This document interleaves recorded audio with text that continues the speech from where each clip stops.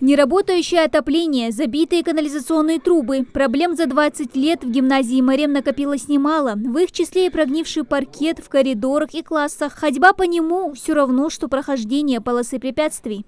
Во многих кабинетах из-за сырости, из-за отсутствия отопления поднялся паркет. Где-то было нарушено и водоснабжение. Вот посмотрите, его менять будут, да, во всех кабинетах, где вот такое состояние плачевное, его будут менять. Частично тому виной периодическое подтопление подвала. Прорыв труб, по словам завхоза, явление тут привычное, из-за чего не только паркет гниет, но и распространяется сырость и грибок по стенам. Полностью объяснят. В любом случае, она у нас забита. Вот. Канализация. Это уже канализация. А по отоплению вот трубы уже вот видны. Они в плачевном состоянии. В некоторых местах они вообще ржавые. А в подвалах дальше, если мы пройдем, там очень много мест, где вот эти вот трубы, они лопаются.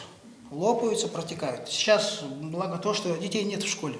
За счет этого мы с вами можем спокойно передвигаться по подвалу.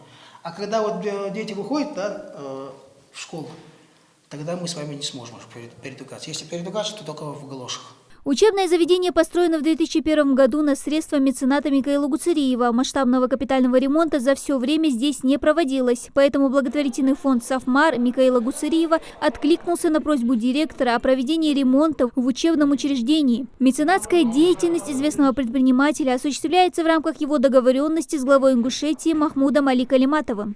Огромную помощь ремонта, строительства тех объектов социальных, как школ, тоже осуществляет фонд «Софмар». Вот. Мы разговаривали с Гуцериевым Михаилом Сафарбеевичем. Необходимость оказалась капитального ремонта гимназии Марем. Вот. И там оказалось в действительности очень много плачевного. То есть там и отопительные радиаторы, и много других недостатков. И всю эту ответственность, материальную, так скажем, на себя взял Михаил Сафарбеевич. И в действительности уже там начали работу. Дальнейшее будем также продвигаться и приносить пользу республике. Прочистка, ремонт, а также частичная замена отопления, установка новой вентиляционной системы, замена канализации, демонтаж старых труб. Вот основной фронт работ, который планируется провести здесь в ближайшее время. Главный акцент рабочие сделают на отопительной системе, чтобы в холодное время года дети были в тепле и уюте. Отопление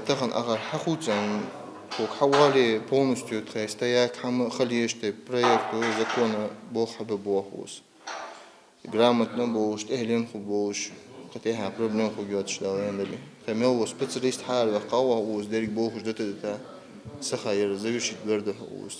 Сперва бригада из 18 рабочих займется отопительной системой, а следом будут укладывать новый ламинат вместо старого паркета, менять ветхие водопроводные и канализационные трубы. И в скором времени острые вопросы, которые доставляли немало хлопот как педсоставу, так и учащимся, останутся в прошлом. Хочется поблагодарить руководство нашей республики и отдельное спасибо сказать Михаилу Сафарбековичу и благотворительному фонду «Софмар» за вот такую проявленную заботу к нашей гимназии. И мы очень надеемся, что начало учебного года для наших детишек будет уютным, теплым, ну и самым счастливым. Завершить все работы планируют к началу учебного года. Школьные будни учащиеся гимназии Марем встретят в обновленном и уютном заведении. Дана Плиева, Акрамат Дасхоев, Новости 24.